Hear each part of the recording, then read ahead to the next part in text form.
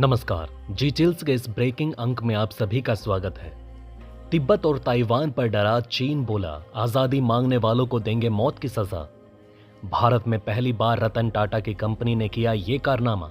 34 विमान इंजन मंगवाकर रचा इतिहास।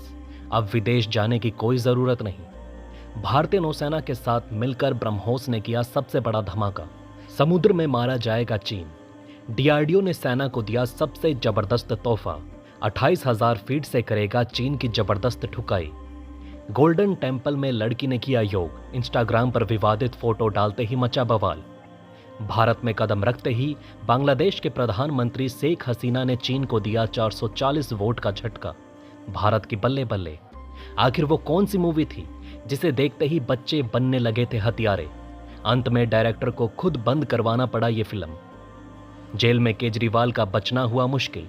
वजन में तेजी से हो रही गिरावट। दोस्तों, इन सभी हेडलाइंस को जानेंगे विस्तार से, लेकिन आगे बढ़ने से पहले आप सभी के लाइक और कमेंट के लिए मैं दिल से शुक्रिया अदा करना चाहता हूं। आइए अब फटाफट सभी खबरों को जान लेते हैं खटाखट। दोस्तों, तिब्बत में भारत और अमेरिका की खतरनाक कदम से चीन पूरी तरह घबरा गया है। अपने तीसरे कार्यकाल में सबसे पहले अमेरिकी डेलीगेशन को भारत बुलाकर मोदी जी ने बड़ा रिस्क लेते हुए चीन को यह बता दिया कि अब की बार पाकिस्तान नहीं बल्कि चीन के साथ घमासान होगा। जिस प्रकार चीन अरुणाचल प्रदेश के इलाकों का नाम बदल रहा है, अक्साई चीन वापस नहीं दे रहा, पीओके से सड़क बना रहा है, इंडियन ओशन में जासूसी कर रहा है, उसे देखते हुए मोदी ने मन बना लिया है कि अब चीन के साथ आर पार करना होगा और इसके लिए अमेरिका के साथ मिलकर तिब्बत कार्ड खेलना होगा। चीन को सबसे बड़ा धक्का तब लगा जब दलाई लामा से मिलने आई नैन्सी पेलोसी से खुलेआम मीडिया के सामने हाथ मिलाकर मोदी ने चीन को चिढ़ा दिया। तिब्बत मुद्दे पर भारत और अमेरिका का एक साथ आना मोदी द्वारा चीन को यह संदेश देने का एक हिस्सा है कि अगर आप हमारी संवेदनाओं का सम्मान नहीं करेंगे तो हम आपकी संवेदनाओं का सम्मान नहीं करेंगे। वीडियो में आगे हम आपको बताएंगे कि तिब्बत से बौखलाकर चीन ने ताइवान पर कौन सा नया खतरनाक कदम उठा लिया। आप हमें नीचे कमेंट में बताएं कि तिब्बत को लेकर पीएम मोदी जो रिस्क ले रहे हैं, क्या उससे भारत को फायदा होगा या फिर अमेरिका अफगानिस्तान की तरह फंसाकर बीच में ही भारत को छोड़कर चला जाएगा। वहीं दोस्तों, भारत में पहली बार टाटा की एयर इंडिया यहां शुरू करेगा खुद का फ्लाइंग स्कूल। हर साल इतने पायलटों को मिलेगी ट्रेनिंग। रतन टाटा की कंपनी द्वारा भारत के लिए यह बहुत बड़ा तोहफा है। आइए इसके बारे में जानते हैं। एयर इंडिया महाराष्ट्र में अमरावती में एक फ्लाइंग स्कूल शुरू करने जा रहा है। इस फ्लाइंग स्कूल में हर साल 180 पायलटों को प्रशिक्षित किए जाने की उम्मीद है। एयर इंडिया ने अपने ट्रेनिंग फ्लीट के लिए अमेरिकी कंपनी पाइपर और यूरोपियन निर्माता डायमंड से लगभग 30 सिंगल इंजन और 4 मल्टी इंजन वाले विमानों का चुनाव किया है। भारत में इससे पहले इस तरह का कोई ट्रेनिंग स्कूल नहीं था, इसलिए वर्तमान में 40% से अधिक स्टूडेंट विदेश में प्रशिक्षण ले रहे थे, जिसकी लागत तकरीबन 1.5 से 2 करोड़ रुपए तक हो सकती है।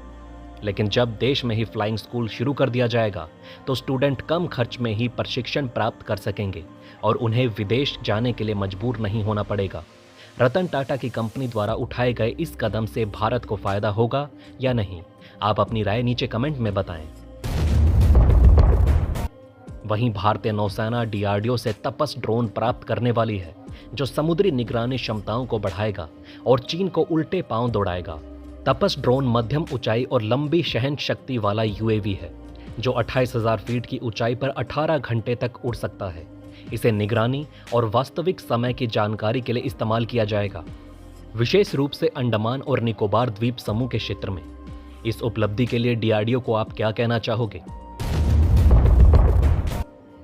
वहीं दोस्तों, हाल ही में भारतीय नौसेना के जहाज आईएनएस तलवार पर BrahMos universal vertical launch module को स्थापित किया गया है, जिससे इसकी ताकत में काफी वृद्धि हुई।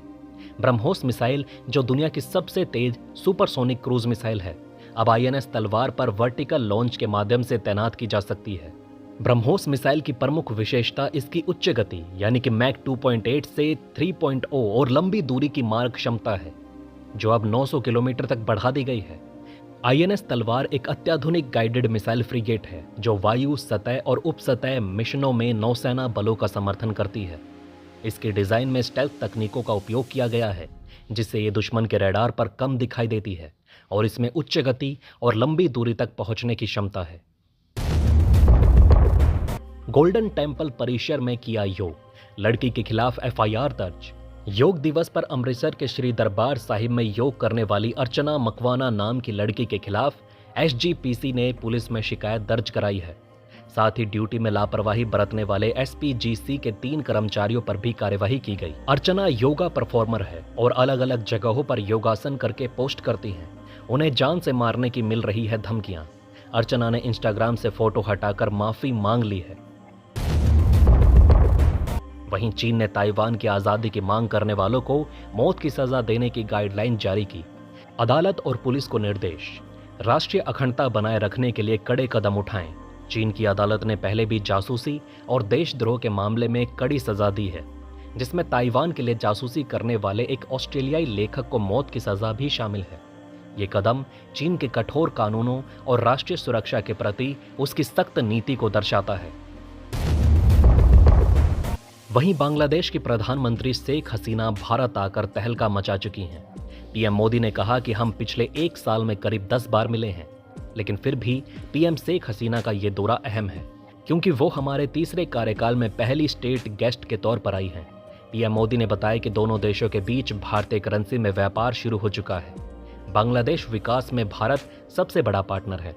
पीएम मोदी ने आगे कहा, भारत बांग्लादेश मैत्री सैटेलाइट हमारे संबंधों को नई ऊंचाई देगी। भारत और बांग्लादेश को 54 नदियां जोड़ती हैं। बांग्लादेश में तिस्ता नदी के संरक्षण और प्रबंधन पर बातचीत के लिए जल्द एक टेक्निकल टीम बांग्लादेश जाएगी। शेख हसीना ने पीएम मोदी को बांग्लादेश का न्योता दिया। चीन जाने से पहले भारत के दौरे पर आई शेख हसीना, भारत नहीं चाहता कि तीस्ता मास्टर प्लान प्रोजेक्ट चीन को मिले, क्योंकि इससे चीन को जल प्रवाह डेटा और सुरक्षा संबंधी जानकारी मिल सकती है। ये परियोजना सिलीगुड़ी कॉरिडोर के पास है, जो रणनीतिक दृष्टि से महत्वपूर्ण है। दोस्तों, आगे बढ़ने से पहले चैनल को सब्सक्राइब जरूर करें, जागरूक रहें और सुरक्षित रहें। केंद्र ने एनटीए के डायरेक्टर सुबोध कुमार को हटाया। प्रदीप सिंह खरोला नए डीजी होंगे। नीट यूजी परीक्षा की जांच सीबीआई को सौंपी। 2017 के वित्त मंत्री निर्मला सीतारमण ने अपने बजट भाषण में एनटीए के गठन की घोषणा की थी। इसका काम है देश के उच्च शिक्षण संस्थानों में एडमिशन और स्कॉलरशिप के लिए क्वालिटी टेस्टिंग सर्विस देना, यानी एग्जाम कराना।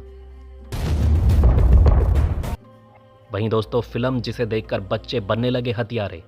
1971 में रिलीज हुई कल्ट क्लासिक फिल्म ए क्लॉकवर्क ऑरेंज भयावह हिंसक सीन, रेप और न्यूडिटी से पहले ही सुर्खियों में थी। 1972 में 14 साल के बच्चे ने इस फिल्म से प्रेरित होकर हत्या की। डायरेक्टर स्टैनली कुब्रिक ने हिंसा की घटनाओं के बाद फिल्म को ब्रिटेन में बैन किया। 70 के दशक में फिल्म ने 900 करोड़ कमाए, 4 ऑस्कर नॉमिनेशन हुए।